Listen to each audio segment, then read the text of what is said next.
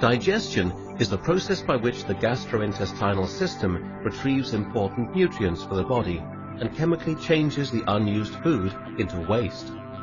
Mastication, or the chewing of food in the mouth, is the first step of digestion. Saliva initiates digestion and changes the chewed food into a soft mass, or bolus. Saliva makes the bolus slippery, making it easier to be swallowed and slide down the back of the throat and esophagus. The bolus passes through the esophageal sphincter before it enters the stomach. Inside the stomach, hydrochloric acid is released, breaking down large food molecules into smaller ones and liquefying the bolus. The liquefied bolus, now called chyme, then passes through the pyloric sphincter and enters the duodenum, the first section of the small intestine. It is here that enzymes released from the pancreas, liver, and gallbladder further break down the chyme into elements that can be easily absorbed and used by the body.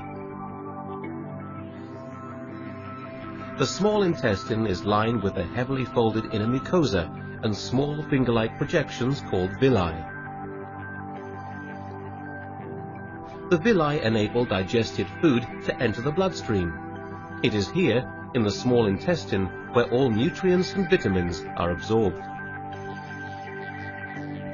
Chyme can travel through up to 20 feet of small intestine before it passes through the ileocecal valve to enter the large intestine. Very little digestion occurs in the large intestine. Undigested chyme that enters the large intestine is considered waste. The waste becomes more and more solid as it passes through the large intestine, because water is continuously being reabsorbed from the waste.